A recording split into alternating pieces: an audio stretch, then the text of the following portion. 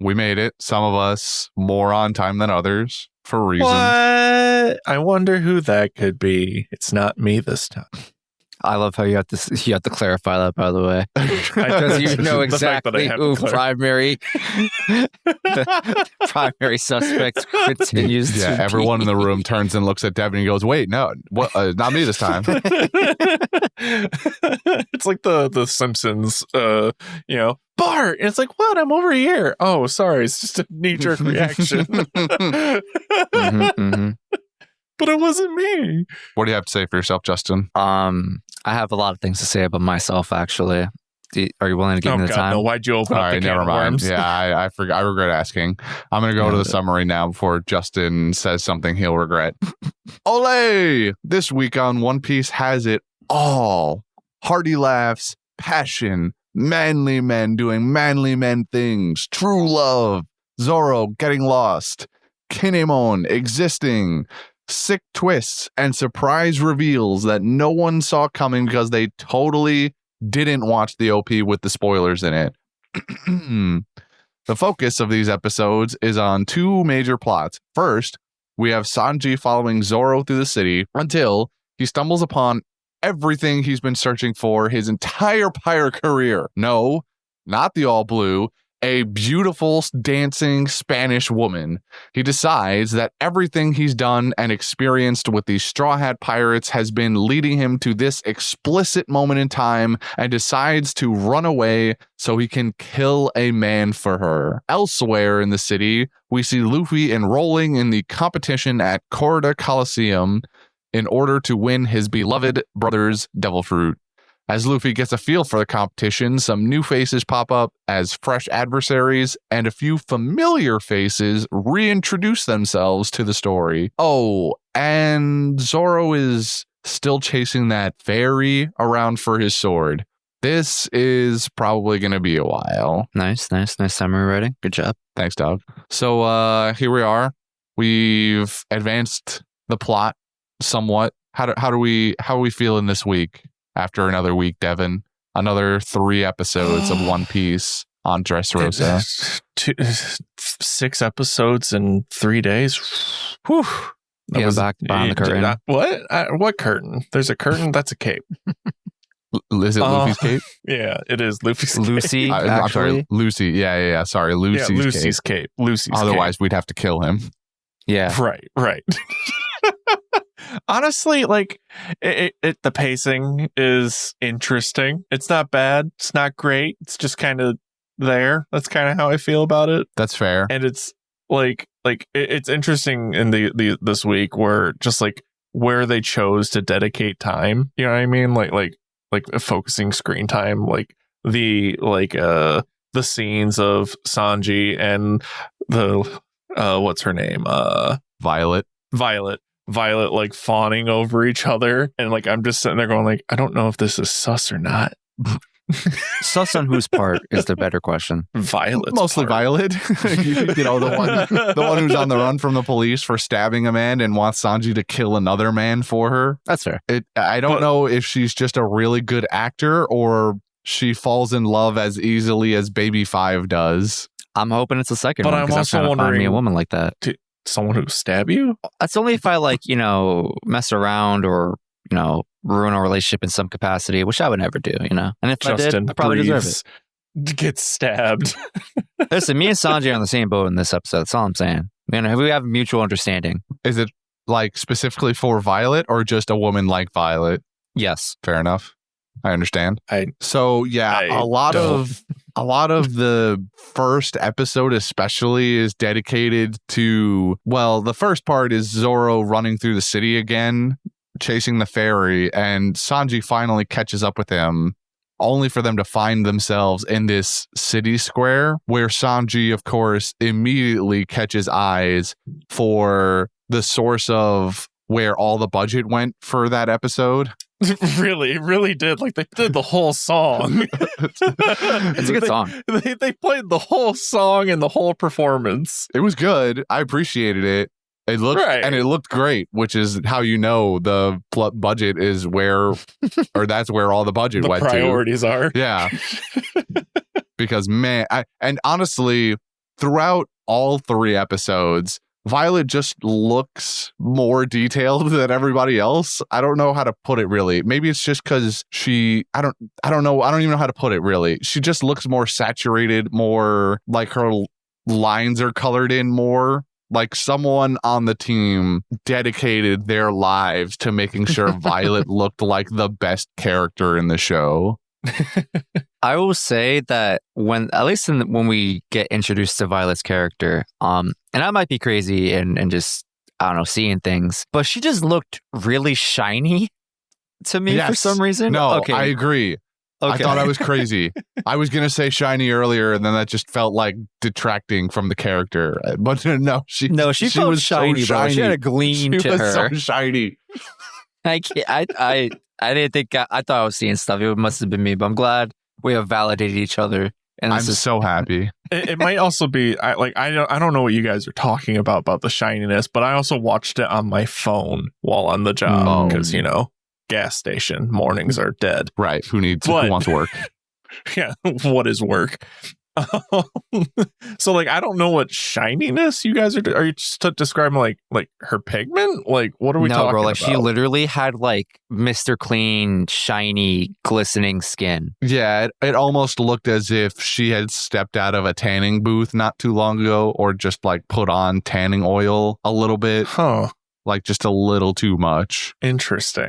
Yeah. I didn't catch that, I guess, or I'm failing to remember it. I'm thinking maybe this is and this is probably me English teachering this too much, but maybe we're looking at Violet through Sanji's eyes, and so we're seeing the best possible version of her. And oh my god, she's actually a lizard. Imagine. No, she's actually a toy. Oh. She's actually a puppet toy. Hold on. But Sanji doesn't see that. Hold on. There's a 0% chance you're correct, and our illusion / Sanji's illusion is going to be shattered within an X amount of episodes. And I don't like that. The only thing is, we also are there, Zoro sees the woman, but I guess he's not super impressed. Does he actually see her? He's also distracted searching. My man's using observation. He's how not, he can find his sword because right now. Zoro stops with Sanji at the woman at Violet dancing. Sanji wanders over to the dance, and Zoro drops everything. Forgets for 3.5 minutes that he was chasing a fairy thing for his very, very prized sword, mind you, and watches the performance. Now, Zoro has basically never shown an interest romantically for a woman, so while you guys were, chasing girls, I was studying the blade. Exactly. Zoro's been busy studying the blade. Zoro understands skill expression. You know what I mean?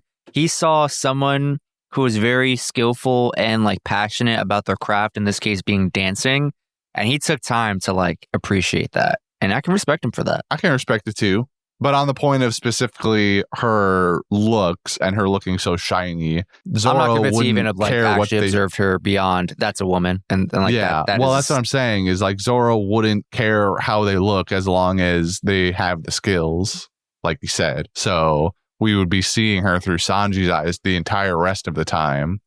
And or maybe Sanji it's only sees the best. Maybe we're even overthinking it, or maybe Zoro really didn't see her, and he's just what made the stupid cook stop? Oh, well, there's only one thing that makes him stop. It's a woman. Oh, there's a puppet on stage. So there's a potential Christian might not be totally memeing anymore. That might just be a puppet walking around with Sanji, and Sanji just don't know it yet, and we're gonna find out soon enough, I guess. We're gonna find out that he got stabbed with a Cupid's arrow type scenario, and a fairy shot him with an arrow. Yeah, and then the first thing he laid eyes on after that was a puppet dancing on the stage who has also murdered a person. Let's not forget, Violet is a attempted murderer. Murder. No, it's murder. Attempted? Oh, it was like full-blown murder? Well, actually, okay, she's I guess she's that's on the run not, for stabbing. That was my understanding. she's on the run for a stabbing. I guess it's Okay, true so that it's not. attempted murder. It is as far as we the most we can say is attempted murder. It is not a fully confirmed murder. Also, that scene where she's running, we originally see her running from the cops, and the blind ass cops can't see her standing behind Sanji, even though she has an extremely recognizable dress on and like was or very the fact that publicly like they dancing. didn't see her like a couple feet away before she hid around Sanji.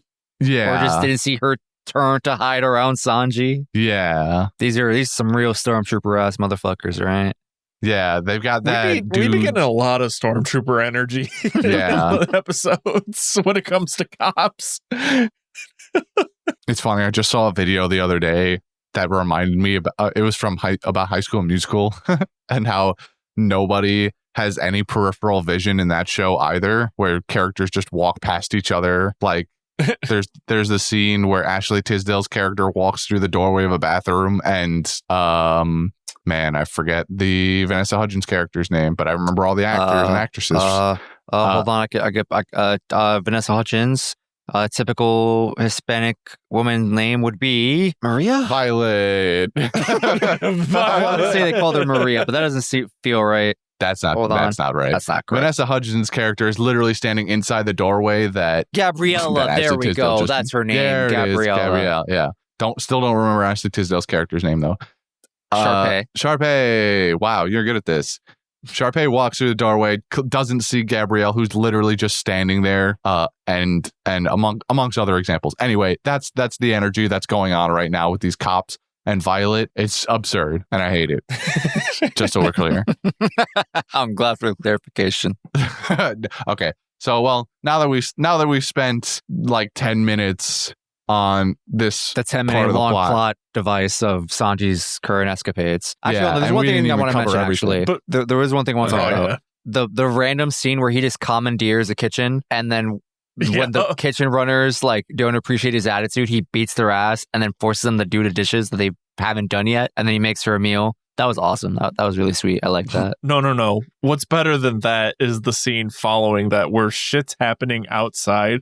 Sanji opens the door, sees Zoro running. Then, what is his name? Kinemon? Yeah, Kinemon running. He goes, not my problem. Not my problem anymore. I've moved on with my life.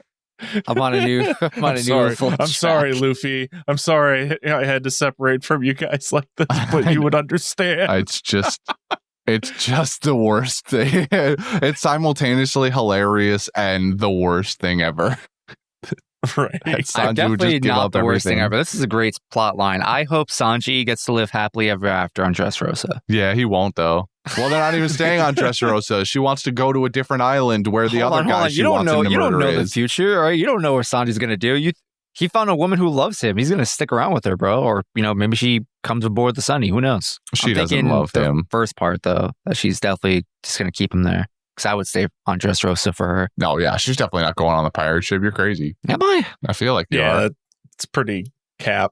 We'll see what happens down the line. Where do you want to move on to? Well, I mean, the only really logical place to go is the fact that we go to the Coliseum where Luffy is now participating because fruit. So Luffy's outfit. Yeah. Like his battle outfit. Yeah, his battle outfit. I've seen the photos of this before, like I don't know, like him and his helmet. And for the longest time, I've been wondering when the fuck does this happen? And now that I see it, and I'm like, this makes sense. Oddly enough, for because when you see like random snapshots of like One Piece, you're like, what the fuck is going on? Like, how did this happen? And then to see it come to fruition, you're just like, this tracks. All right. Confusing, but this tracks. We made it here. I understand now. My man has been staring at pictures of Lucy for years, going, "Who are you?" Now he knows. Well, it's not who are you. Why do you It's- look like Luffy? No, it's like, Luffy, what are you doing? Like, why are you like this? Oh, now I see why you're like this. I like the whole bit that they do with Cavendish, right? Cavendish was the beautiful Prince Charming pirate looking guy. Yeah. Oh my god, I love that. I love the bit that they do with that where it's a thing Luffy does all the time where he just doesn't pay attention to people, but it's especially rewarding when he does it to people who are so self-obsessed, like Cavendish, because Cavendish is going on about all of this shit that is troubling him and how he wants to kill he wants to kill Straw Hat Luffy and all of the worst generation newbies because they took the spotlight away from him. He debuted a year earlier, and now the news doesn't talk about him because Luffy and the rest of them showed up. And Luffy just doesn't give a fuck about any of it and is trying to whittle down his outfit because there's a weight limit. Which is the weirdest thing. Is it? Like, of all, it's pretty weird, especially for because I kind of see the vision of like they're doing the gladiator pits. Like, this is Rome all over. Like, they have freaking Greeks all over the place, and it's like they took the Mediterranean, were like, kiss. That's what this island is what I'm realizing. And it's weird because gladiators did wear armor, and quite a bit of it, but like it's like the Hollywood gladiators is what they're making the rules of the weight limit here, which is interesting in my opinion. I don't know. I think they were probably WWE. I think they good job. Go on, Justin. I think they do a good job explaining why. I think it was during Cavendish's explanation of like, yeah, no, these audience members are just absolutely bloodthirsty animals, and they want to see you get torn to shreds. So the less armor you're allowed to wear, the better for them, you know? Right. Well, it makes sense, but it's interesting seeing like the historical stuff versus the perception of it. Right. The interpretation that One Piece has gone for as opposed to the historical aspect. And I think even in the historical aspect, it wasn't strictly that they all wore armor. It just, I think you were probably offered more choice in the matter of like what you could go in with as much or as little as possible. It's just that in reality, wasn't even choice. It was how much you could afford. That's true too. That is also true. In this show, they're just being given whatever they want because Doflamingo is dummy rich and it's just like, fuck it. I'm just doing it because I want to see people kill each other and get eaten by little big fish.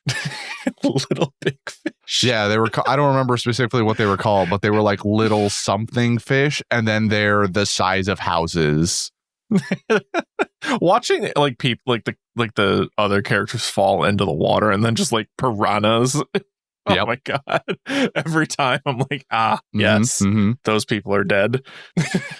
So I want to talk about a thing that I was going to be very happy with myself over, and then the show about 10 minutes later dashed it against the rocks and said, no big brain for you. Okay. So when Frankie is talking to that one-legged soldier toy that right after we've escorted Luffy into the Coliseum, the toy soldier is staring at a poster that has the list of participants in whatever blocks they're participating in. And you can see some of the names. He specifically says he was there because he saw the poster and recognized the name Rebecca, who we meet later and we can talk about later. But you can see some of the names on the poster also. So naturally, I paused the show to try and look at some of the names. Oh no! And I didn't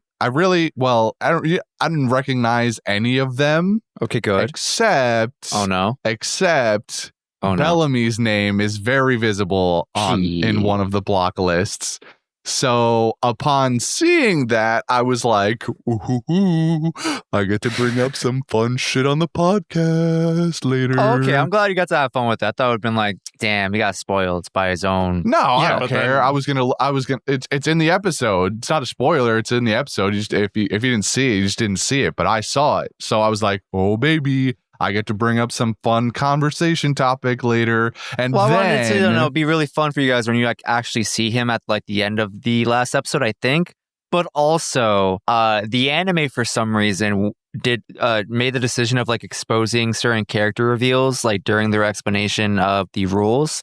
Because I was going through the wiki and like more often than not in the manga, it was like maybe they gave you a name of a character, but it was all like a silhouette. You didn't have what they look like. No, they just full blown told you who people are and what they look like in these episodes. Well, they do that at the end of the second episode, I think. So the second episode, Spartan gets dropped immediately, and then they flash a couple of full faces, and then the next like dozen are overshadowed, and you just like see the eyes or whatever. They give you the outlines of people. I guess for me, is that they definitely gave you like a silhouette of Bellamy in one of those moments, but like it had enough detail that I thought you could have parsed it together. Unless it's just me because I know what he looks like now. At that point, I don't think I recognized that any of them would be Bellamy because I already knew Bellamy was going to be there. So I was kind of looking for it, but at that moment when they were doing those silhouettes, I don't believe I didn't recognize any of them as Bellamy because. For multiple reasons, but mostly regarding the fact that Bellamy is about current Bellamy ate old Bellamy about 6 times over because he's like 12 feet tall now.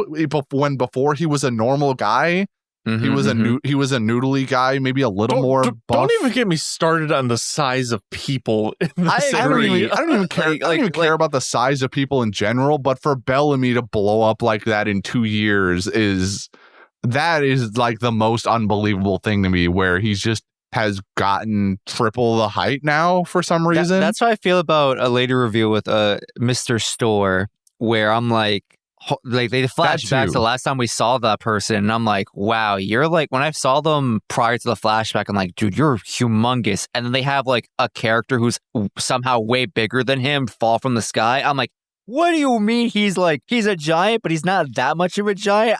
The scaling is weird with these character models now. It threw me off. It did. Yeah.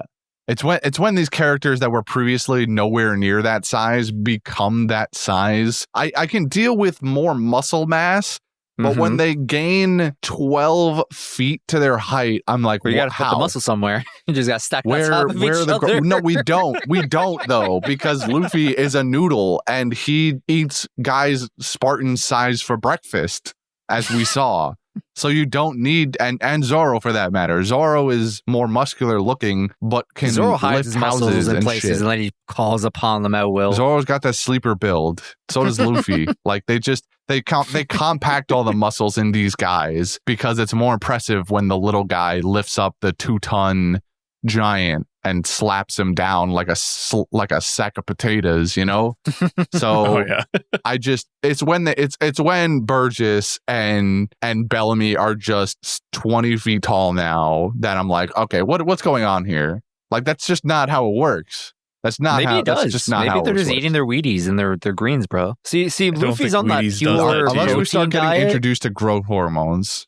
Then I'm fine, but like Luffy is clearly on the pure protein diet, right? So he's got muscle, but he's not growing. Jesus, Burgess, and Bellamy are clearly getting a balanced breakfast and diet, right? Like they're getting the greens, they're whatever have you, right? Whatever else goes in your plate on the food pyramid. What? It's not how it goes. I don't know, man. I thought you were gonna be like they're on steroids or something. I was like, okay, no, dude, they're just getting a better diet than Luffy.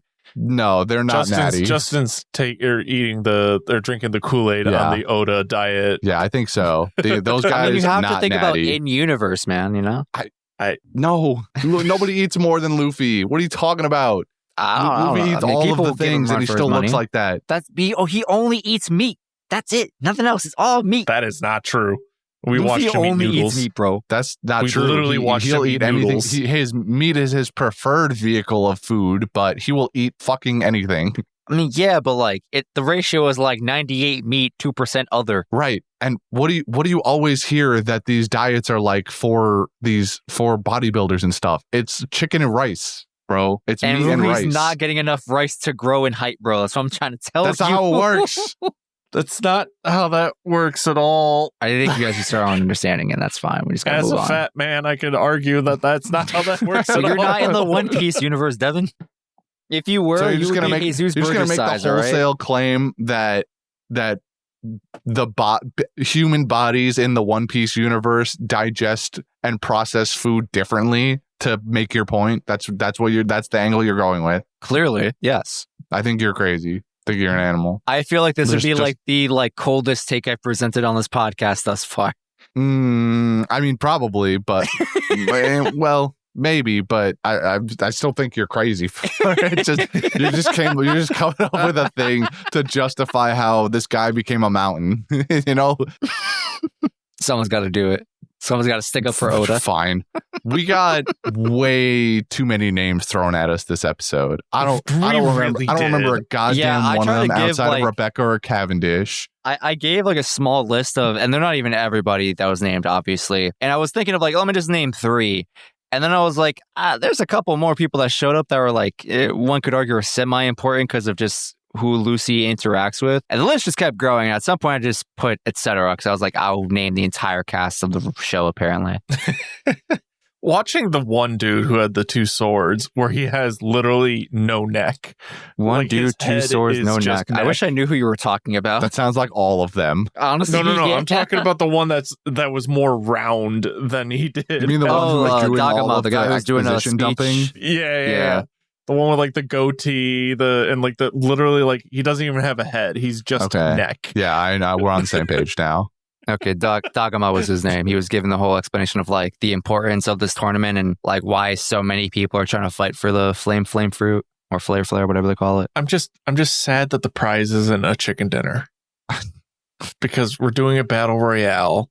Winner, chicken dinner, baby. Yep. And there's already so many video game references in this episode alone. Okay, you say that, but like this came out a decade before Fortnite, bro.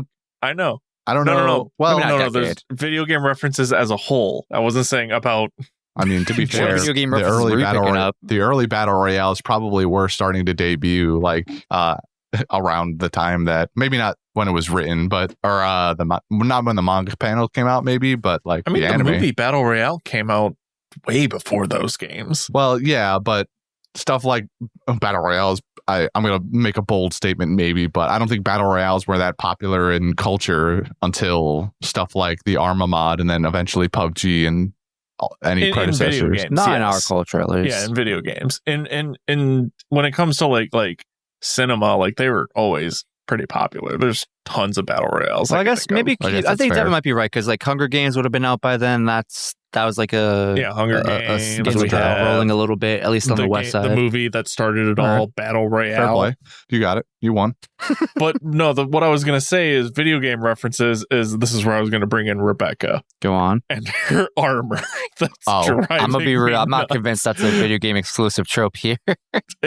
But it looks like it. Scale mail that doesn't hold anything together, that doesn't protect any vital organs, that looks like all she has to do is one like half step and everything's just popping out. I'm sorry.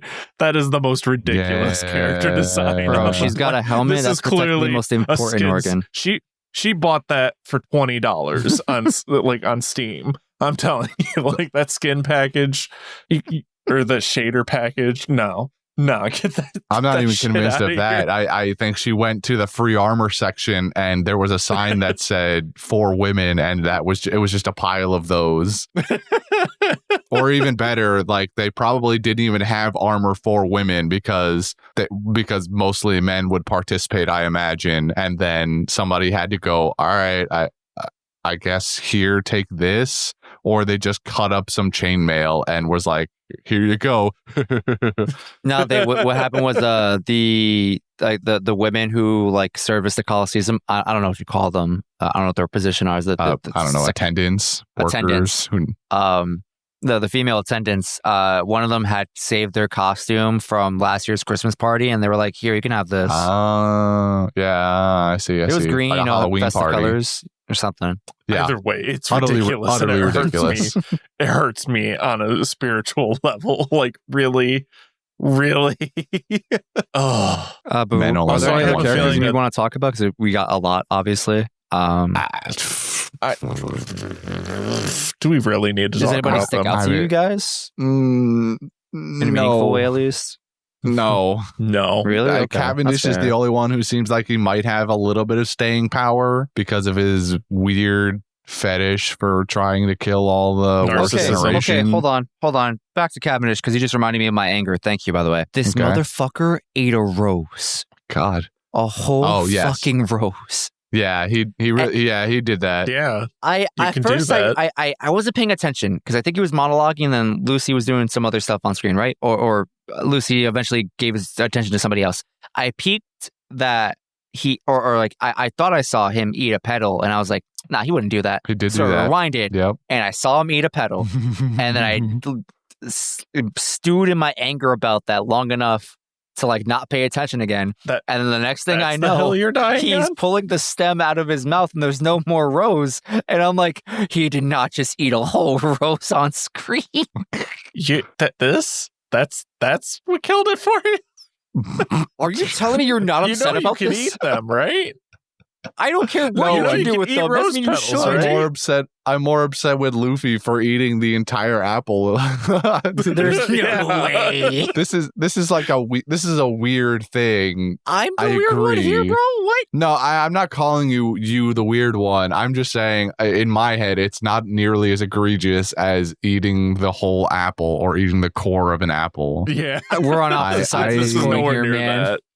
I don't think love it's eating weird, a but whole I wasn't. apple, but I the don't. rose is worse There's for me teas somehow. made with flower petals. Like, come on, this is not that I mean, crazy. roses are. I mean, apples are obviously edible too, but like you can eat a rose. They don't but have you're a lot disgusting of. if you eat a core of an apple. They don't- We yeah. agreed on this. Yeah, they don't have like a lot of nutrition. Now, if he had shoved the stem in his mouth, then I'd be on your That's side. where you would draw the line. If he took, because that's the equivalency to me. Is if he ate the thing that's way less edible than the thing, then you're crazy. The apple, you eat all the meat of the apple, great. You pop the core in, you're a fucking lunatic.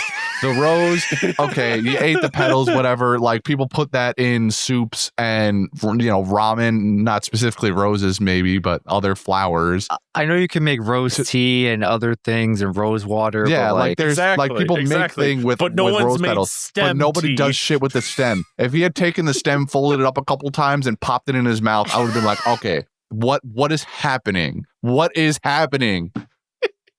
We're all But he didn't do drawing that. really weird So- lines in the sand, but I don't it's think cool, this is weird. guess. I think this is the perfectly logical conclusion You here. shut the fuck up.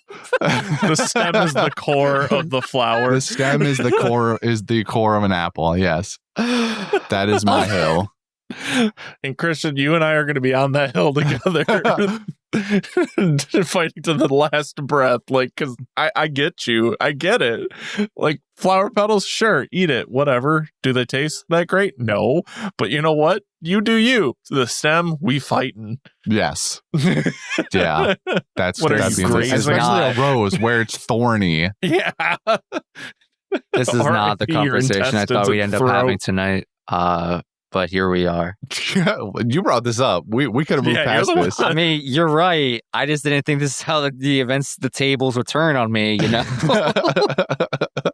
Do you have, I mean, without spoiling anything, or maybe you can relate this to the first time you watched it if you remember, did any of these characters honestly catch your eye that we just got blasted with at any point when you first watched this? When I first watched it, that might be a little hard. Thinking that far back and trying to remove whatever I just experienced like a couple hours ago. Trauma from flower eating. Okay, so I can't really speak to like when I first watched it, if I'm being honest, but for rewatching it, things that stuck or people that stuck out to me were the Funk brothers, because my brain had recency bias with Terry Funk, may he rest in peace. I know Oda has enjoyed wrestling, and I heard Funk, and I'm like, wait, is this going to be like a Terry Funk reference? And as far as I could tell, it's not. But if it was, that'd be really cool if Oda made a reference to another wrestler within the show. Terry Funk. Terry Funk's he's a a wrestler, I very guess. famous wrestler who passed away this year. R.I.P. my boy. Okay, because I thought you just did a One Piece spoiler. I was like, no. what? As far as I know, there is no Terry Funk within One Piece universe. Named that character. I was talking about anyway. So it's Terry Funk. There's a character who I believe goes unnamed in our episodes who just has like shoulder pads, or that's what I'm going to call them, because his shoulders like... Do you have any idea how little that narrows it down? His shoulders Yeah, a lot of just them were vertically wearing go past pauldrons. his head. Like I don't remember. We just see a What are guy you talking about? shadow boxing. I think he was like, was he no, Dagama was with a different guy. There was a character that was shown in the episode. I don't think he got named. He was just, shadow boxing with himself. And he has like what I assume are shoulder pads or like something as part of his quote unquote gloves or sleeves. I don't know. But like his shoulders go past his head. So that sticks out to me. Take the word they're for called pauldrons, but I don't know, man. Nerd. But he's got something going past his head on his shoulders. I still have no idea what you're talking I about. I don't remember this guy either. Especially if he got no name, then who cares? Fair enough, I guess. Who knows? I could not stop laughing over the fake adventurer Orlumbus. Oda, you're goated for that. Orlumbus? Orlumbus, yes. There was a character name dropped called the fake adventurer Orlumbus. Yeah, I remember.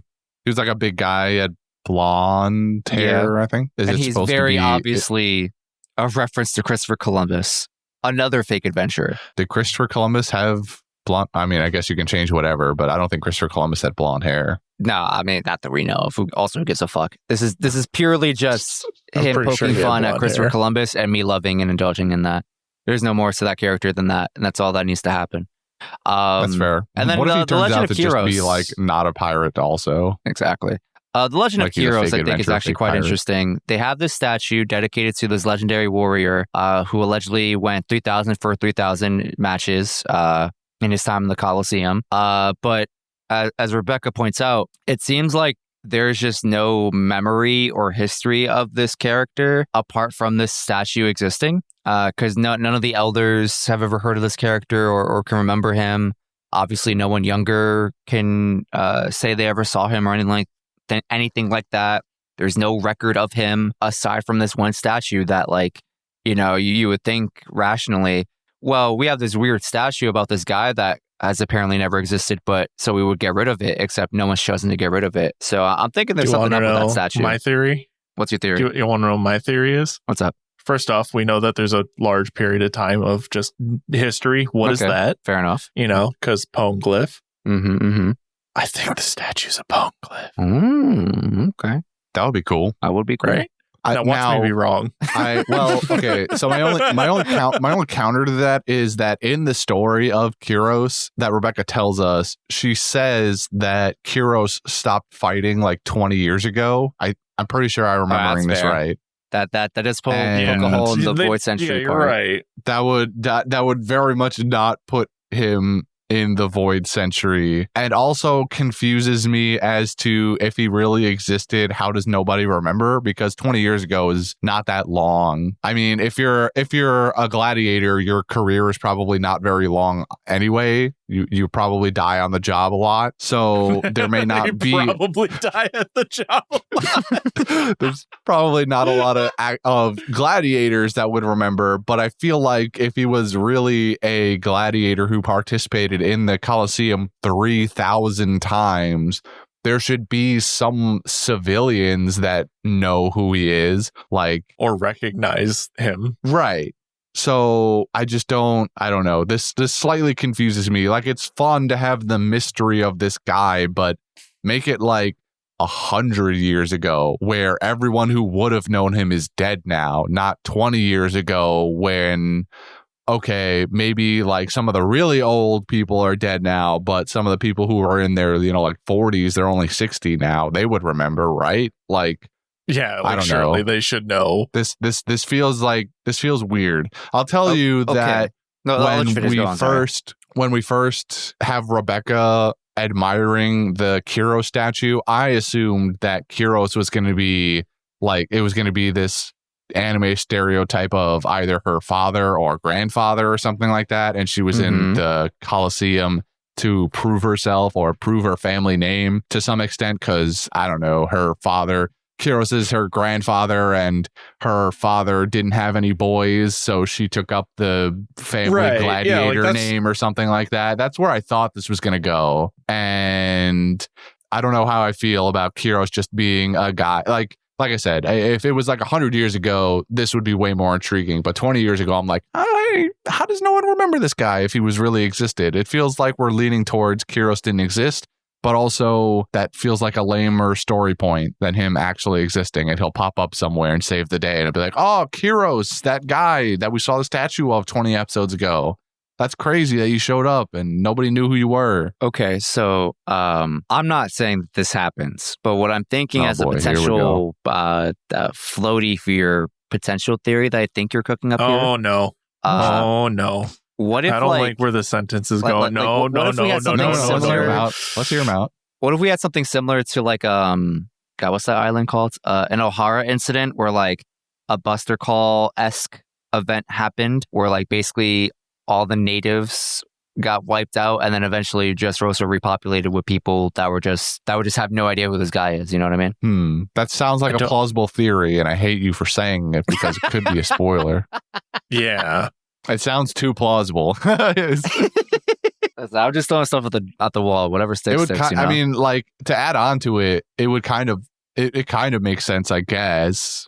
Or maybe it wasn't even Buster Call-ish. Doflamingo is not an old guy, but he's not young either. Like, if I had to put an age to Doflamingo, I don't know, he's probably in his late 20s or 30s maybe or something. I don't know. Maybe 30 sounds more accurate. Doflamingo could have just like at some point executed all the people who participated in the Coliseum, but then that wouldn't account for the civilians that would know. Well, I mean, what's stopping now? Oh, maybe all those people are the puppets. He turned anyone who knew about Kyros into puppets and wiped their memory. Oh, okay. The plot thickens. Oh my god. What is going on? I don't know, but there's so many wires being crossed. They're all puppet strings. Always have been. It doesn't help that we don't know what Doflamingo's actual power I feel like we know what Doflamingo's power is. Like we know it. We don't know. Like we really don't know the extent. Right. Like we don't know the weird applications Oda will throw in there, but right. Like watch it be like some weird ass shit. It'll be some, what was his name? Moria type thing where he can attach puppet strings to you and you turn into a puppet or something. Like he cuts out your shadow and shoves it into a zombie thing and now your soul is in the zombie. But now it's puppets. Can I just say that as a guy who really likes this arc, hearing you two just kind of brainstorm over theirs got me giddy with joy. And I appreciate it. I hate you. While we're on the topic of brainstorming, I had my own brain blast for these episodes. So, and it ties into how we've just got all of these just a random assortment of characters from different regions and kingdoms and stuff that are here explicitly because news of the Mera Mera no Mi fruit got around as the reward. And it's not just that it's a Logia, it's also that it was Fire Fist Ace's devil fruit. And people know this. My theory is that this is the arc where Sabo comes back. Huh? Oh my because he gets word that he would have heard at this point that Ace is dead. But the fact that the devil fruit has reappeared and it's up for grabs in this competition, it would be too perfect. Would be a opportunity for Sabo to also be like in the same boat as Luffy, where he doesn't want just some rando to have Ace's devil fruit.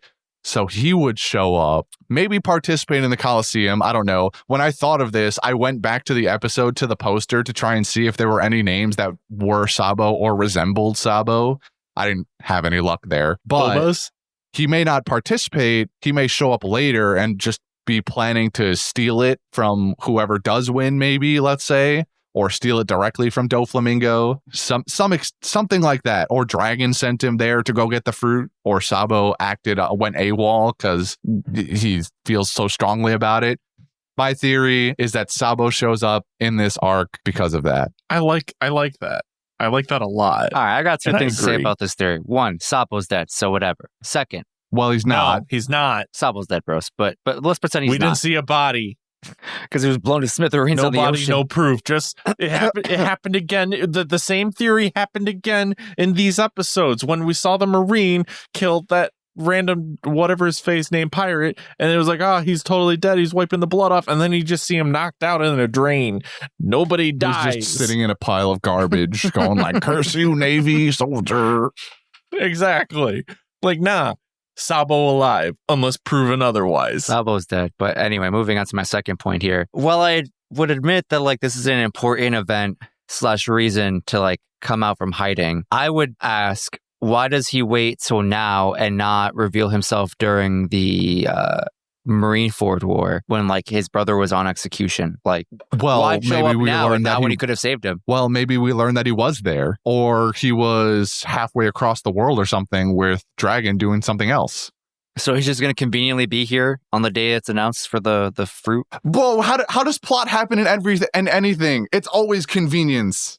I'm just saying, man. It really do. If you can conveniently show up for this theory that you've proposed, how come he couldn't conveniently show up at the Marineford War to save Ace? Well, I mean, again, he could have been there and he could have been doing something else, but maybe he got held up. I don't know. Like, we just didn't see him on screen. You know, when Sabo does show up and maybe Luffy goes like, hey, where the fuck you been? We get a flashback of like, oh, I was at Marineford. I just couldn't do anything for whatever reason. Or again, you know, he could have been halfway across the world doing something else for Dragon. And maybe Dragon specifically, you know, Dragon could have specifically sent Sabo away to do something else before he caught wind of the Marineford War. That way Sabo wouldn't run off and try and save his brother. You know what I mean? It's pretty fucked up. I get you. You're right. Dragon's a complicated person. He's a bad dad. We also don't know shit about him, so this is just a fly again. Sorry, I got distracted. There's another fly. I guess his friend is trying to come and get revenge for the one I killed last week.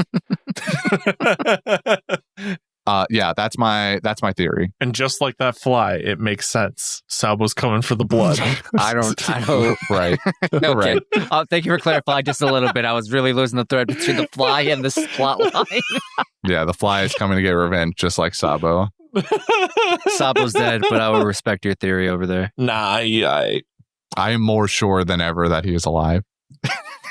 I don't know how, but okay. I can't wait in like 10 more episodes when Sabo shows up and you were just like, we tried to throw you off the set, but you guys were too strong. And we're like, yeah, so we're good. In 10 episodes, when Sabo doesn't show up, I'm going to be laughing in your face. I mean, he doesn't have to show up in 10 episodes, but if he shows up if he shows up in this arc, I'm going to be eating real good. If he shows up after this arc, I'm going to be upset that my theory was wrong, but I'll still be like, fuck you. He was alive the whole time. You know, Sabo's I'm still going to be eating, just not as you. good. Just won't be bloated. Yeah. I just won't have gorged myself like Luffy. I'll be more like a Usopp maybe level eating, or Chopper, where like I'm round, but I'm not like insanely bloated because I have the gum fruit and my stomach can just expand that much. Guess that's fair. What were we talking about? We're moving on from this Sabo theory to anything else we want to talk about. There is something else to talk about, but I'll let you guys steer the ship. The Marines probably is probably the next thing. Yeah, it's about the last thing. I saw that. It's not really a spoiler. So this is what you saw. I called it because I saw it. This is what you saw in the spoiler in the OPM. Yeah. Mm-hmm. It was like all the Marines and him. And that you tried to pass off as the last warlord was Ishin. Again, they didn't have him wearing the coat. So I just, because when I see, the warlords and the Navy, I always like see them as semi-allies. So they're always like paired together because they kind of are working with the world government. Oh, the warlords. Okay, yeah. Yeah. That's why I said, oh, he could be a warlord. Nah, he's just a straight up He's an admiral. He's the new admiral. He has taken Aokiji's place. How do you feel about this, Christian? Did you see this coming? Not? Yeah. How do you feel about period? I guess I wouldn't have seen specifically this guy being an admiral, but the fact that they filled in his position, yeah, I mean, obviously it makes sense. They filled. My question is, did you finally go back and watch the scene? Because apparently you fell asleep through it with the have you seen his gravity power yet? Yeah. Well, technically, yes, I have, because he used it to get that balloon back. But you don't know that. I did not. I did. What do you mean? Oh my God, Justin, with the gaslighting today. What do you mean? With the gaslighting. We already established I'm his gonna be real with you. powers. I was expecting to see him use gravity, but they didn't show him use gravity, so he didn't use gravity. He just grabbed it. Okay, so how the fuck did... Well, how else did he get up fucking 50 feet in the air? What are you talking about? Oh my God, his pitch. You broke him. You unpubertied me. The balloon was 50 feet up in the air. What are you talking about? And Isho apparently grabbed it real good. We already established that he has gravity. No, I I did not go back and watch the scene that I fell asleep for. But you went back to read a sign. Got it. Oh, absolutely. I went back to read this. Are you kidding me? Dude, it was part of a big brain theory. I had to go back and check my work. Did you think you were going to see Sabo's name on that list of block participants or something? Well, maybe, or like a name that because he's covering 3/4 of it. You can't. The toy soldier, you can only see like the right quarter of it, so you get. Like, you can see Lucy. Sabo's name could be on there. Sabo's name could be on that list. We'll see it later, but like maybe it would have been, you would have just seen like the BO part, or it could have been, the same way Luffy is Lucy. He could have been using a different name, but really like close Sako to instead of Sabo. Yeah, or like Sabo backwards. So like Obas, but I didn't see anything like that there. So I just, Can we also talk about Lucy, the name? What about it? Like how funny that bit was, where it's like, remember, Luffy, keep a low profile. Luffy, no, smack. Lu, and then they come up with Lucy instead of Luffy. And the fact that everyone in the fucking place like reacted to him as, oh my god, he just got outed, and he's like, no, his name is Lucy. How could you forget your own name? That just reminds me. Like, just that bit alone. That reminds me. I want to ask you too.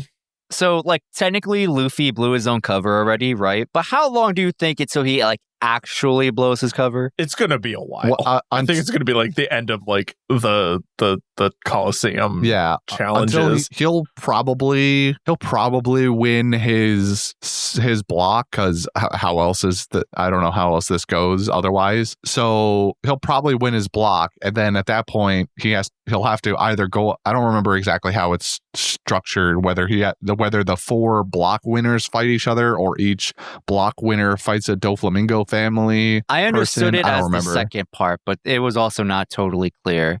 My understanding is you get the 4 block winners, and then they face off against the Doflamingo family in some capacity. I was thinking kind of the same, but then Rebecca, when she walks away, she goes, "I hope you," or I thought it was something along the lines of like, "I'll see you after the first round," or because they're doing different blocks. He's in C block. He's in C block. She's in D block. So theoretically. Right. After the win, in my head, that meant like, okay, so they'll also, face off against each other. She does not look like she's gonna win. It doesn't seem likely, but who the hell knows? She's gonna win because magic and God knows what, whatever she's able to do. But like, just like, bro, why are you doubting her skills, bro? What's the problem here? You can't give these people hands? It's just because of the visual aspect. I don't know why, but like, to me, I'm like, you're a side character that's going to get bopped real hard. Like, I'm pretty sure Violet has more power than you, just visually. I don't appreciate this disrespect towards Rebecca's name. But at the same time, again, I don't know what she's capable of doing, seeing what we've seen from other characters in the show. Sorry, I pulled up because I took a screenshot of the poster. The scene when I was like, I'm double checking my work again. There's a person in Luffy's block whose name is just Boo, Boo. Well, we ran into him. That was part of the 3 dudes that saved Lucy's chance in the tournament. Was from it? I forgot the kingdom, but like the Qinjiao family. So it's Sai, Boo, and Don Qinjiao. But Qinjiao's there too. Like, it just says Qinjiao. I guess we're just talking about the whole family. But yeah, Boo is one of his people. So the guy that like got complimented by Lucy, and then he talked himself down from being complimented to a point where he was upset that he was complimented, and then the guy holding him back was like, "I'm sorry for my brother. He's just kind of like this." The guy holding him back is Boo. Damn it! I'm still convinced that. I mean, I'm definitely still convinced Sabo's here, but I saw that again. I was like, wait, could it be? Instead of Sabo, it's Sabu. Sabu. Boosa. Boosa.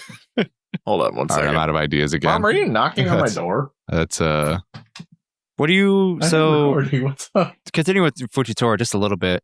Or the Navy in general. Okay. Yeah. What I wanted to see if I can maybe parse this myself, but do you maybe what can you gather about Isho so far? I know we haven't really seen a whole lot about him, but like, each admiral has a pretty distinct personality, and sometimes that personality bleeds into like what kind of justice they have. I didn't look up his form of justice yet. blind justice. That's not totally... That seems a little too gung-ho for what he is. Seems a little He too is on the nose blind. for like the... It sounds very nice, but blind justice sounds like you're just kind of stumbling your way through your justice, and that seems like almost the opposite of what he is. It seems way more intentional. But what if that's like the theme of the new three admirals, which is like they're opposites of what they are? I don't imagine a sudden shift of character for the people we already know. I would anticipate new admirals would have their own sense of justice, and that would, actually, this is a good point, because actually there are 2 vacancies in the admirals. Mm-hmm. Aokiji, obviously, because he's been ousted or left, and Akainu's position because he's the fleet admiral now. Mm-hmm. Mm-hmm. So in theory, there was 2 admirals we had yet to meet. Isho has filled in 1 seat, but in theory, there's another admiral seat that we have yet to meet / fill because Borsellino is still in his spot.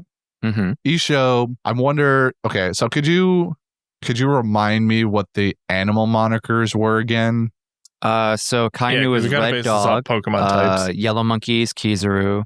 Aokiji is blue pheasant. I think I got them all right. So Isho is clearly Fujitora, purple, which is translated as Wisteria tiger. Okay, well, I wasn't asking for you to tell me what his was. I was gonna try and parse it out, but okay, come on. What do you mean? I was literally okay, whatever. So he's Wisteria tiger. Yes, he is. Why does that sound familiar? Did we hear that phrase already? Because I told you last week. We talked about it last week. It was brought up. When you had no idea who Admiral Fujitora, or I don't even think he mentioned it was an admiral. He just said, I sent Fujitora, Akainu, that is. I was like, I looked into this name, and Fujitora translates to Wisteria tiger. Does anyone know what that means? Okay. Okay. Yeah, I erased that part of my memory. That's I guess. I did. Wisteria tiger sounded familiar when you said it, but okay. It's but now also we got to correlate it to a Pokemon, though. We got to correlate it to a Pokemon because we have the fire type, the light type, and the water type. What type is he? Is he like purple is generally associated? Type. Purple is generally associated with like ghost or poison types, but those don't really fit him. I guess ghost could kind of work, but because anti-gravity, but poison definitely not good. I do want to mention quickly that like I think the Wisteria tiger name is pretty unassuming because like I don't assume Wisteria with the color or like a shade of purple. I assume like I was like Wisteria. I know that's like a plant or something that I've like heard or seen as a motif in other anime before. And then I went Googling. I was like, what the fuck is Wisteria? It's like a real thing. It's like a light lavender color. Yeah, it typically grows in like big bushes or on trees. Wisteria. It's like very aesthetically pleasing purple, like almost cherry blossom like. It's very, very cherry blossom-esque, but except purple instead of the pink shades that cherry blossoms are. But yes, I think all of the other ones have plain color, red, yellow, blue, and then you have a Wisteria where we try to get fancy with it. It's fine. I don't really care that much, I guess. Do you want to try and guess what the other admiral could be, like in terms of like color? For this one, based off of what you guys just said, he said is Wisteria tiger. Yes. The first thing that comes to my mind is kind of like a prideful thing, but also like elegant. I don't know why. So like, and because of just like how his actions of like being caring for the citizens and stuff like that.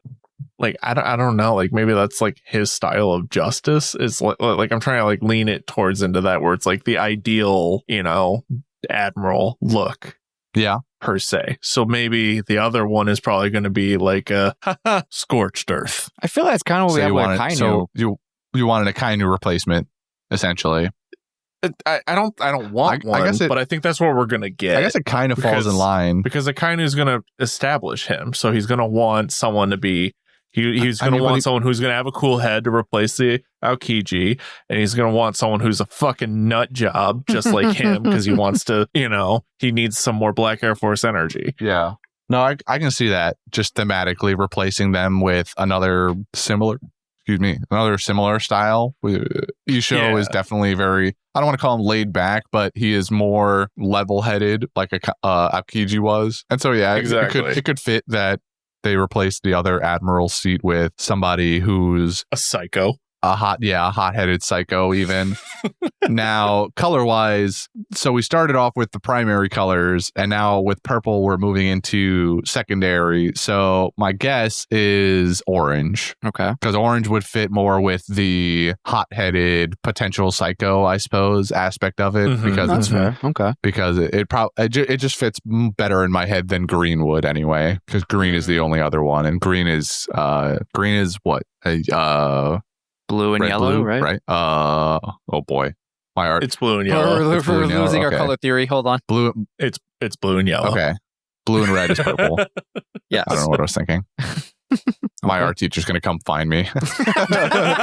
my high school art teacher's gonna come find. Not even my elementary school art teacher's gonna come find me and assassinate Instead me. of a chancla flying through the air, it's just the fucking It's a color paintbrush. diagram. Color wheel. It's a paintbrush. Joke's on you. Yeah, It's just a it's- panda. They throw it. Oh God, no, please. It's just it's a mini color palette thrown like Oh, a shuriken, sharpened to an edge. That'd be wild.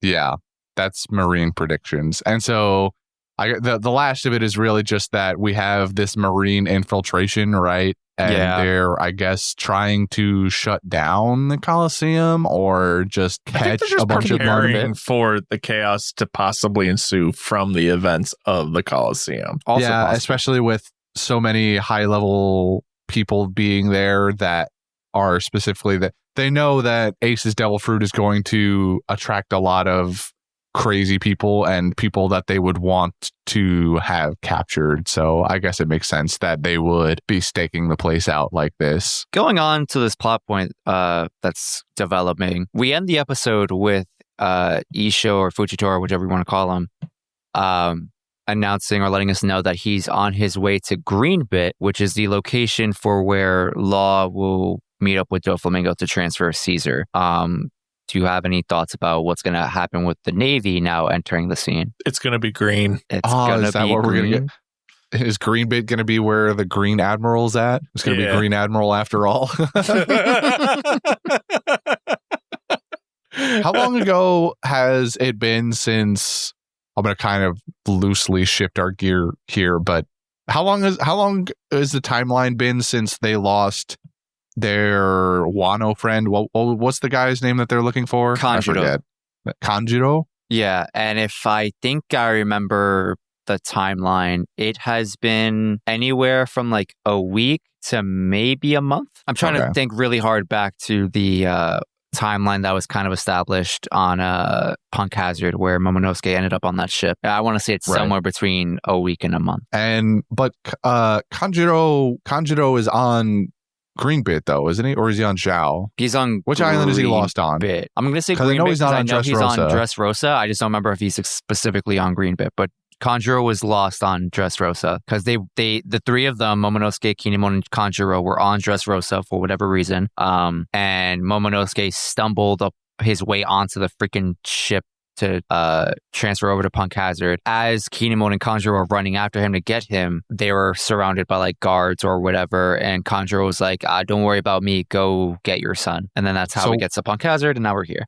Were they going to Zhou? That I do not know. Was Zhou their point of like they were Like their going final to? That destination. has not been made clear in terms of any information on Zhou. It is just unless I maybe missed it in the first set of episodes. My understanding is Kinemon is just familiar with that island for one reason or another. But maybe you're right. Maybe that was like their intended destination. I like missed that detail. Yeah, I've lost the thread of because Kinemon has been running around yelling Kanjuro's name, and in the back of my head, I'm thinking to myself, I thought Kanjuro was on Zhou or Greenbit, not on Dressrosa for some reason. I I'm could also very be wrong. firmly confident that he is on this island, whether it's Greenbit or the main Dressrosa land.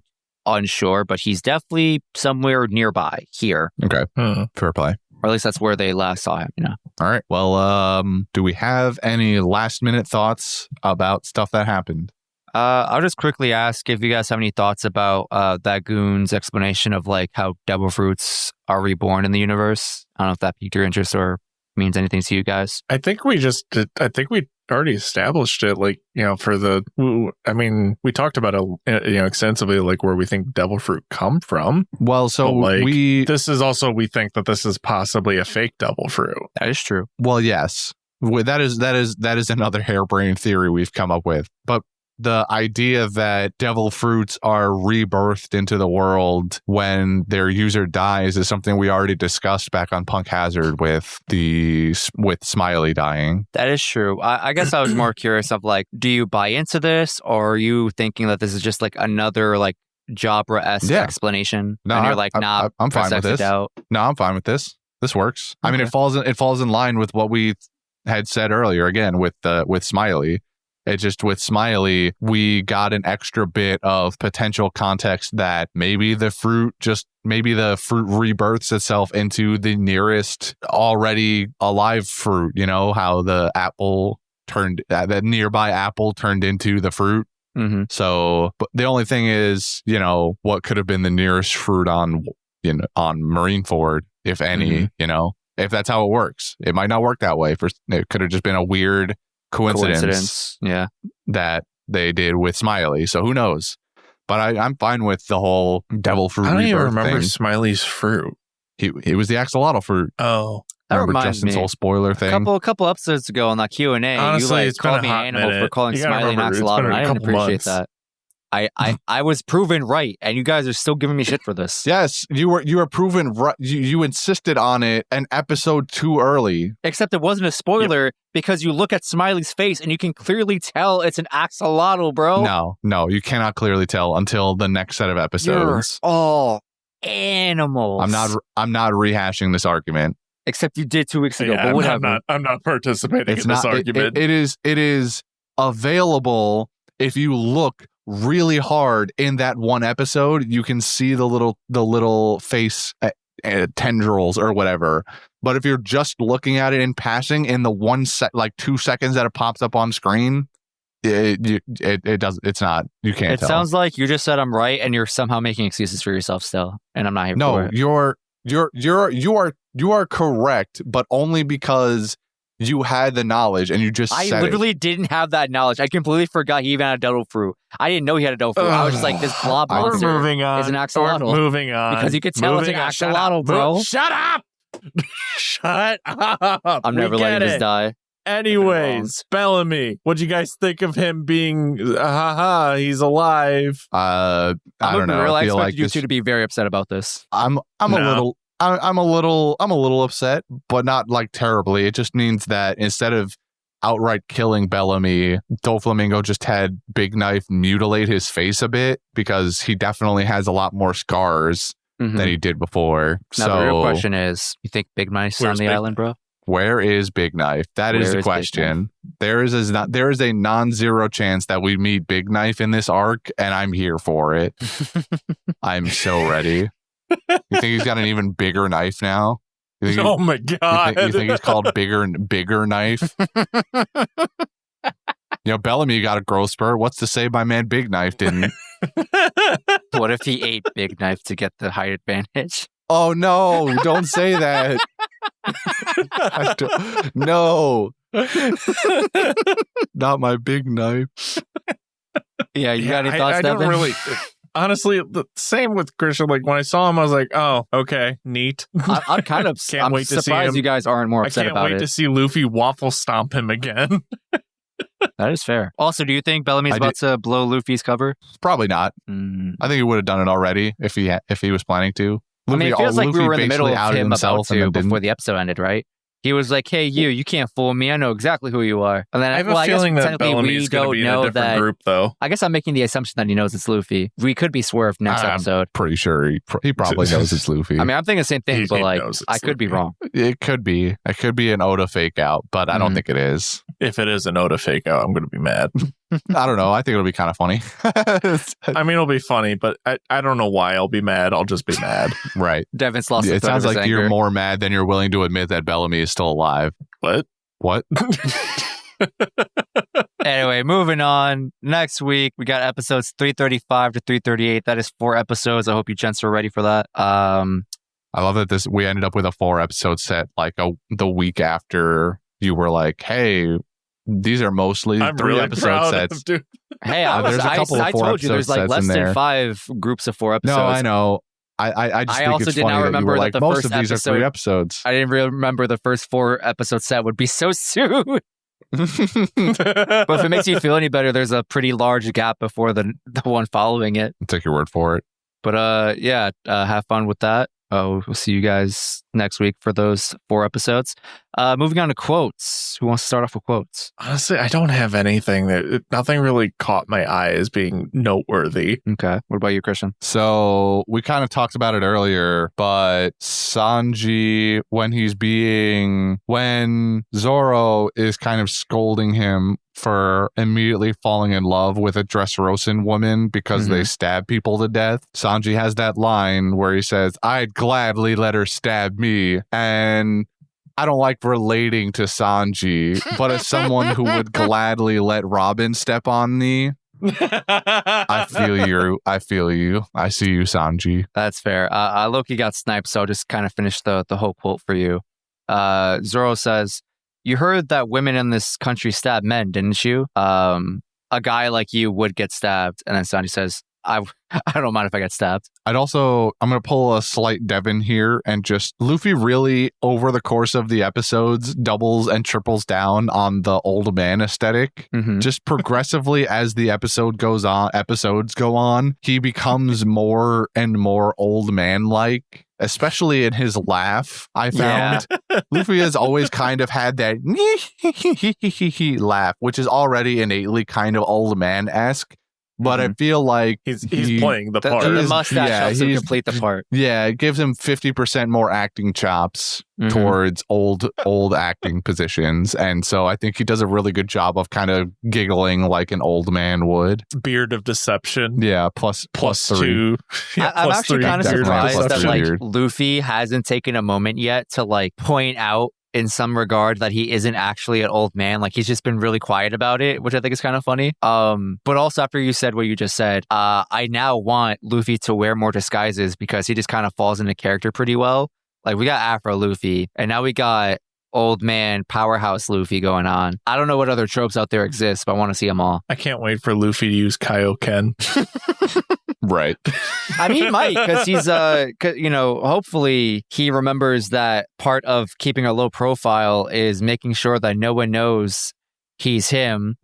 By extension, making sure he never uses his devil fruit because there's only one guy with the gum fruit. So hopefully he doesn't blow his cover and we just see Luffy, Watch him use the stretch fruit. I was just going to say, Luffy's going to be like, no, it's the stretch fruit. I hate everything you just said. We just called it out. I bet that's the case. That's why Justin hates it, because that is I hate it exactly what's going to happen. Yeah. Well, that's this whole show. Welcome to One Piece. That's like too stupid for even One Piece. I don't think that's true at all. I think that's I think that's peak on One brand. Piece.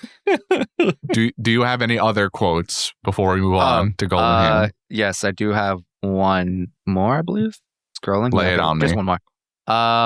It's after Spartan fucks around and finds out with Luffy, gets vibe checked through the ground, and there's some like guy on the sideline who's like, wait, there's no way Lucy could have there's no way that old man could have done that to him. Maybe he just shipped over himself.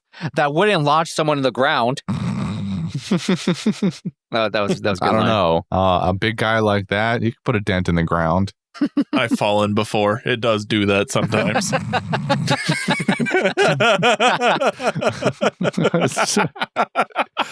Jesus. Really laying into yourself this episode, huh? Let me have it. I'm not gonna stop you. It's all you, buddy. Golden Ham. I feel like we're obligated to give it to what's his name? Flower guy. Cavendish? Oh, Cavendish? Yeah, no, over my dead body. I feel like I don't feel obligated at all. Part of me feels like he could just carried that whole bit. Like it just hit so well. He just monologued and Luffy ignored him. That's it. That's what I mean. And then ate a flower. But think about it. I'd rather give it to Bellamy before Cavendish. And for eating the flower. it'll hurt Justin even more. I can't vibe with this check. I'll be honest. I walked in here with not very many ideas, but my only proposition is the one-legged toy soldier who has an actual name. I just don't remember it. They call him the lightning soldier. I don't know. I just kind of like his vibe. I'm gonna be real. I'm kind of on the same boat, but also I'm 100% gonna proposition Violet for Golden Ham. Actually, you know what? No, I would, but besides the lightning soldier, low key, I really vibe with Sanji this set of episodes. Sanji has been the most relatable character, or rather, no, he's been the most relatable to us than ever before in a long time, if ever. And I feel like that speaks for something. To you. And Christian. Christian opened it. He said he was vibing with Sanji this week. I also prefaced it with, I don't enjoy matching Sanji's energy. Correct. Neither do I necessarily, but we're here. And I feel like that makes him Golden Ham worthy. I'd rather give it to the puppet. I enjoy my enjoyment of the one-legged toy soldier more than I enjoy connecting with Sanji over I will not wanting to get mutilated by a woman.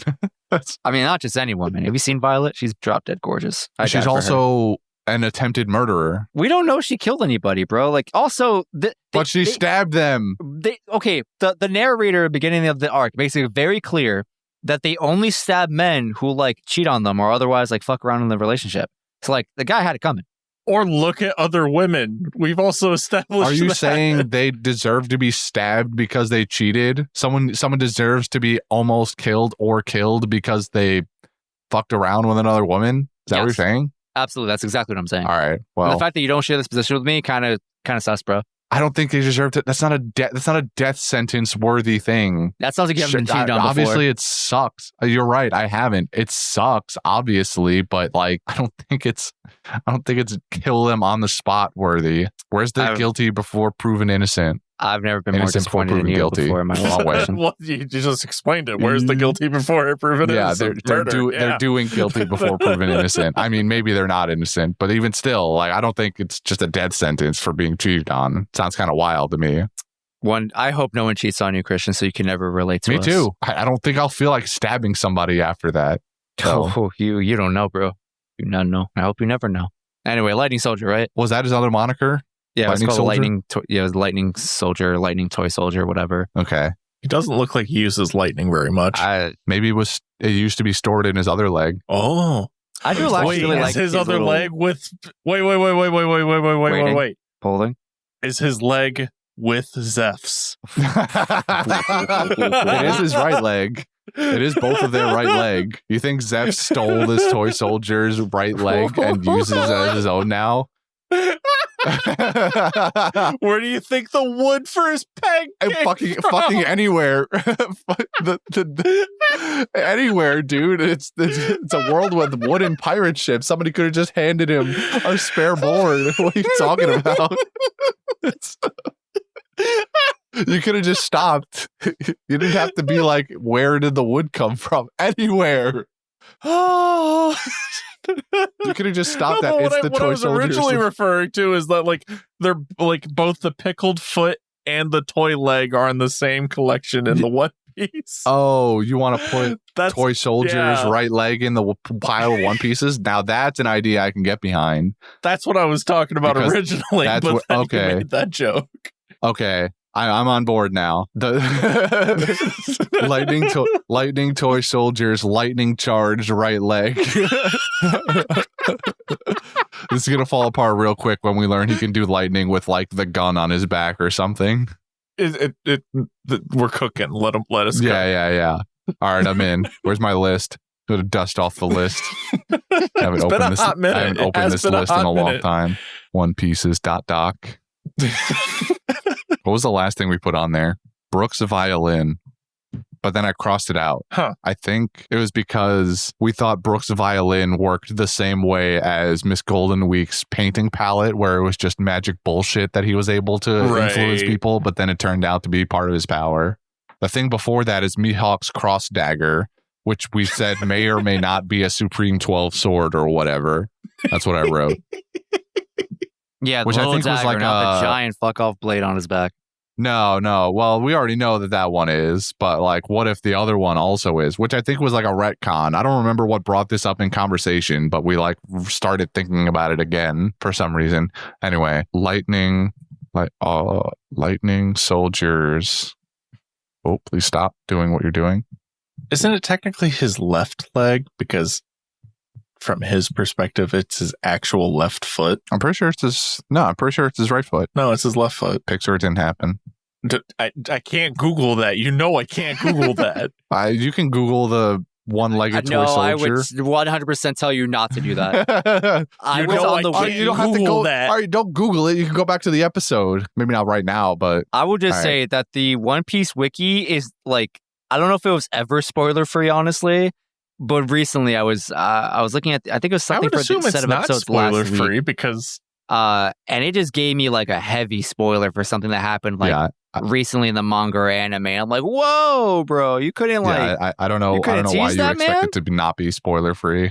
It's the wiki. You're going there for answers. I know, but it's like I don't know. It rubbed me the wrong way, and I'm the spoiler guy, right? Like, imagine a wiki without spoilers. With like blurred out, like I mean, it's different when you go to like I don't know dog.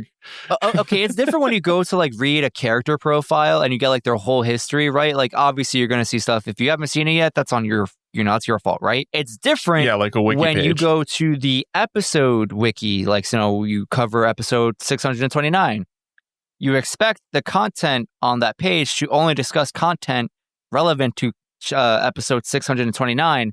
Not go, hey, by the way, here's some extra information that happens way down the line that we thought was relevant here. And I'm just feel like, bro, you couldn't just bring that up in whatever episode that actually shows up in. Why are you coming back like 400 episodes from the future to tell me this? That's my point there. That's a shame.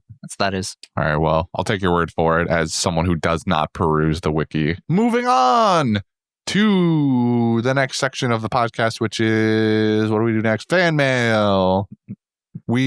I have been given an email that I am allowed to read because Justin isn't feeling up to it today, even though it's his job. And sometimes you just got to do your job, even though you're not feeling up to it. But it's fine. I'm here. I'll do it. I'll do it if you're going to keep complaining about it. No, I'm gonna keep poking fun at you for it, but I'll do it anyway. Hey there, cast. I am Tanish from India. Nice. I think this is the first person that is openly stated they're from India, at least from the emails anyway. I think I could be wrong. It's been like 3 years since we've been doing this. I have caught up to your podcast when you were at Thriller Bark and have been a weekly listener since. Thank you very much. I'm currently taking a break so I could binge listen again. I applaud you. Thank you for boosting our view count. However, I don't know how you are suffering again through our early episodes. My question is, what you guys are wearing? Second question, would you make an episode reading Oda's SBSs up to where you are in the anime? By the way, love your garb gabs. Garb gabs? Love your garb gabs. I believe Tanish means grab bags. I do not know if they meant to spell it so funny, but nonetheless, thank you. Garb gabs. I love it. Garb gabs. This week's garb gab. Thank you, Tanish, for the email. I am wearing and I feel like I've probably been caught wearing this when we've been asked before, but a gray t-shirt that is a spoof of the NASA logo that says "Not flat, we checked." It's one of my favorite shirts. Not only that it fits well, but just because of what the material is on it. What is featured on the shirt. I just love it so much. And I've got blue sweatpants on, and I'm not feetless. I am not feetless. Where'd your feet go? Where'd my feet go? Oh, God. Are my feet on the One Piece pile too now? Everything's just being pickled in that one jar. Oh, God. It's a really big jar, Justin. It is. It has to be. There's a whole leg in there. It already has to be. What I meant to say was I am barefoot. I do not wear shoes or socks or anything around the home. It is the most comfiest state of being for me. As for myself, I am wearing gym shorts and a blue shirt of sorts. It's like it was at one point a V-neck shirt, but now it's not because I'm fat. Now it's a U-neck. It's a big ooh. It could probably do an opening bit with an ooh voice on its own. Don't give the people any ideas. Oh, y'all can do it, but they got to vote for it. Jordy's got to do it first. Jordy. All right, Jordy's been dodging this ooh challenge for years. Wait. We ain't letting you live this down, man. And yeah, I'm the same boat with Christian. I'm no socks, no shoes, just feet. Unlike my co-host here, I'm doing the typical tank top and boxers because I mostly dress minimalist in my own home unless it's like really cold or really hot. And because he woke up 5 minutes before the cast. That is also true. It is a little cold in here, so maybe I should have put on clothes. But as Devin said, I woke up 5 minutes before recording. And in terms of the feet wear thing, I do not like being barefoot in my own home. I think it's mostly because I have hardwood floors and it's cold. So and I don't like wearing socks in most of the time ever, period. Especially indoors because, sock plus hardwood floor is slip and slide. And I'm clumsy. And I don't feel like breaking my neck in my own home. So I wear flip-flops around the house. It also kind of helps keep my feet warm. Nice and comfy for me. Wait, you wear socks and flip-flops? No. I do not do that. That, I think, is a crime. That's how I just heard. No, I don't wear socks ever if I can help it. If I'm at home, I'm wearing flip-flops because socks on hardwood floors is a recipe for disaster for me because I'm gonna slip and bust my ass in my own home. Oh, okay. Yeah. So I misunderstood. Because for some reason, somehow in that sentence, I heard you, or my brain processed it as you're wearing socks and flip flops, and I'm like, just you're so a we're monster. clear, In the socks and sandals, a crime. Uh oh. I might have to start running. You motherfucker. I've only done it when I just don't feel like putting sneakers on or something. Then why even put on the socks? Like taking out the trash or something like that. Because it's because I don't want people to see my feet. Feet are gross. Bro, people pay you good money to see your feet. But that's fine. I'm getting paid for it then. They don't get to, if I'm just going to pick up a pizza, they don't get to see the grippers for free, man. Double-toed out on a Thursday afternoon. Christian's got a point. Christian does have a point. You should not be giving feet for free, I guess. I just don't like socks to live that lifestyle. On to the second question posed to us that I don't really think I can answer properly, but in terms of at some point making an episode where we read Oda's SBSs, I'm going to guess that as an outsider who has never touched them, because that would be potential spoilers. I can't really I feel like it's very dangerous for us to partake in that one. The SBSs, to me, are just kind of fun tidbits for someone to tell me every now and then.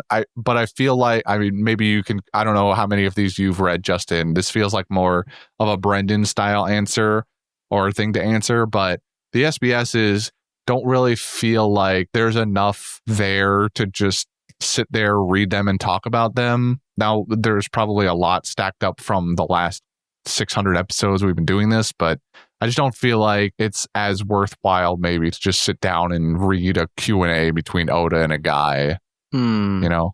So I haven't read many SBSs. I've mostly encountered the more recent ones over the past year or so, as they pop up from the internet and they tell me if something's cool in there. A large part of SBSs, I assume, are just gags, funny joke questions, or, someone just being like, hey, what's this character's favorite food? Or what's this character's birthday? Mundane stuff like that. But not too infrequently, we'll get a question that, it more or less asks for an expansion on lore or character development, stuff like that. And Oda sometimes gives us a real thorough answer on stuff. And I can't really speak for stuff in the past, for this, for where we are currently. But maybe an episode on SBS wouldn't be too bad. We just have to maybe curate it a little bit. We throw in a couple gags here and there. We tend to mostly Brendan more than me would bring up relevant SBS information as supplemental material. If it's we're entering this arc and we talk about this character, and by the way, on an SBS, Oda had this to say about a character that can maybe expand your understanding about something relevant to the episode or whatever. I'm not against it. We just have to, test the water, see what happens. I'm down for it, though. I think we'd have to be careful with it and vet it because of the possibility of Well, it would be potential stuff that's up spoilers. to where we are, so nothing would be a spoiler at that point. At least I don't imagine so. Yeah, we wouldn't literally, me and you, Devin, be reading these SBSs out. This would be like the way, in a sense, the way Gabriel set up the cover stories, where we just get the sort of relevant stuff that would be fun and not the Vivi's favorite food is whatever, like I don't really care about that. But like if it was stuff that was more plot relevant potentially, like sure, that could be fine, I guess. But to my understanding, a lot of times the SBSs were just kind of nonsensical questions and answers with occasional actual tidbits thrown in. But if they have relevant stuff we can talk about, and again, there are probably plenty of SBSs that are stacked up. Maybe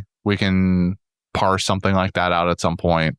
But as of right now, it's not exactly something that we would plan to do, I don't think. So thank you again, Tanish from... I think it's Tanish. Sounds about right. For the email. We appreciate you. I wish you luck on your re-listen.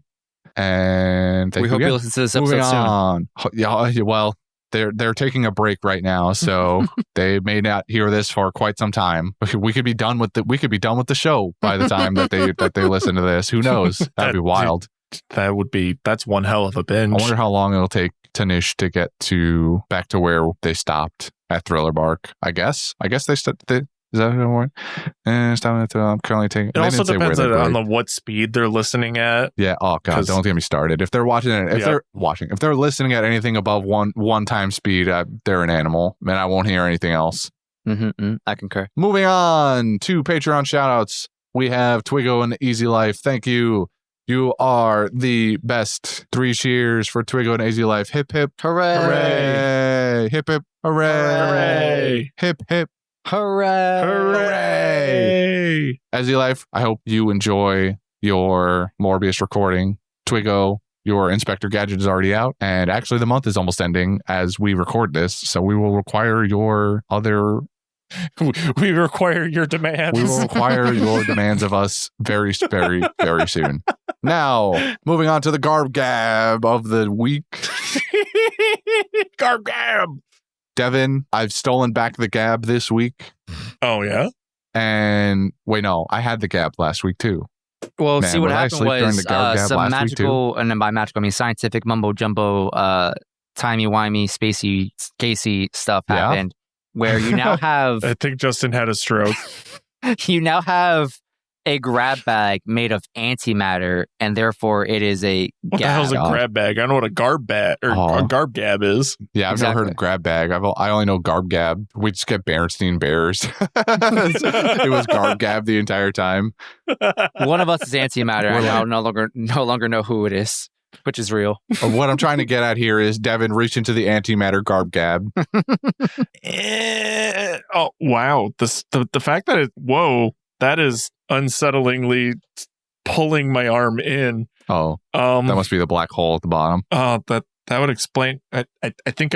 Okay, wait. Is that a rock? Okay, I think I got a rock. Okay. It just has a heart on it. Yeah, I think it's just Valentine. Yeah, so I just put a bunch of symbols on there and hoped you would be able to figure it out. So you've done a good job. It is the Miss Valentine Award. Woo! Who did we? I mean, I feel like I already know what Justin is going to say here, but I don't think you do, because even I don't know. Really? Oh, okay. Because you were pretty passionate about it. Yeah, you felt pretty passionate about a certain character, flower eating character, earlier in the show. So I just kind of assumed. I'm gonna be real with you. I forgot about that entirely. That. The person I've been thinking about is you for not voting for Violet. Me? Yeah, you. You can't vote for me. Is that in the rules? Do we specifically say that? Well, no, but you can't vote for me. I'm voting for Christian for We've tried voting. We've tried voting for real people before. That's my nomination. I'm voting for Christian. That. Cavendish as a close second. Sounds like your vote's going to waste. Devin, who do you vote for? I don't really have any contenders this week. Part of me wants to say Sanji. What? Just because I hate that energy. He's falling in love. What is there to hate? But he's abandoning his crew that he spent all this time with. He's not ride or die. He's ride or die just for a different person. 10 minutes ago. No, for the wrong reason. Right. Yeah, he's ditching everything. What wrong reason? It's love, bro. He's abandoning the friends that he's been with and experienced life and death with for the last 2 years for a woman he met 10 minutes ago. Listen, bro, maybe you've never fallen in love before, but like when you just know, and like, your homies would understand when you fall in love. Why is the phone ringing? If she is asking me to abandon the homies for her, then she's not actually true love. That's toxic, bro. Yeah, that's toxic.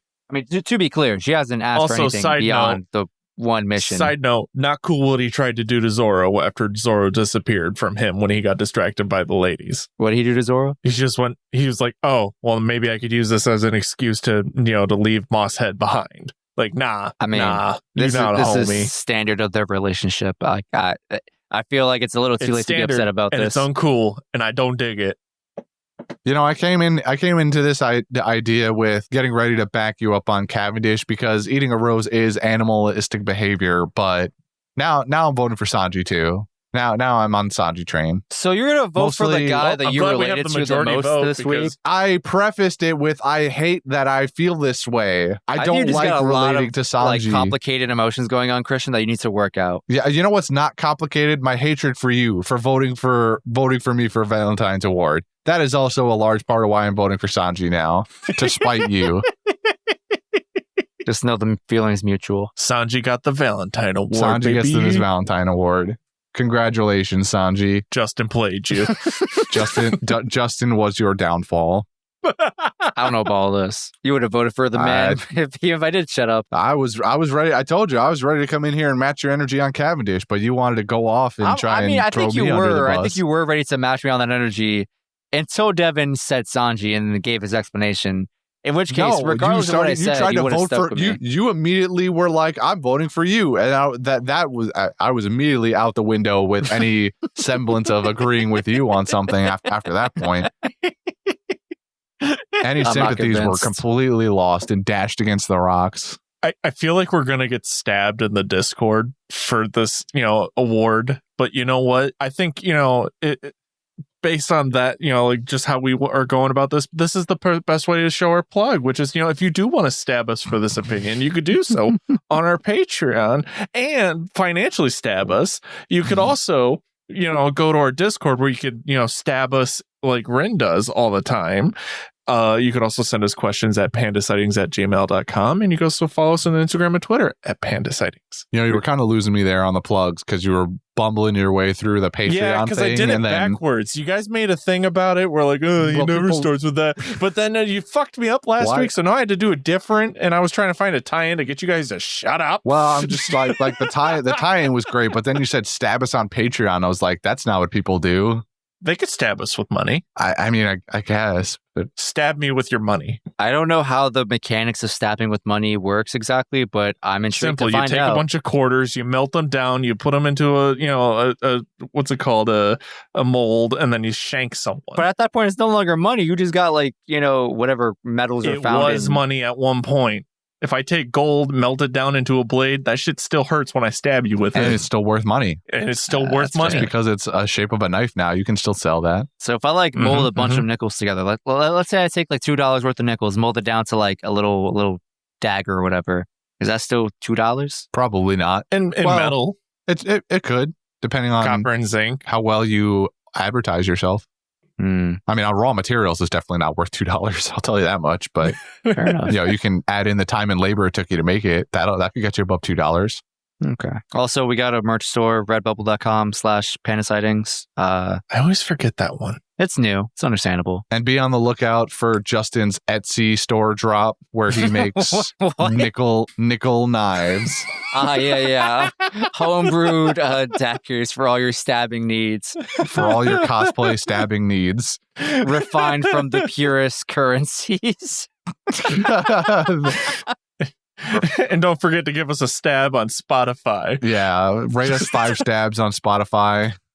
Facts. What else? Also, leave us a stabby review.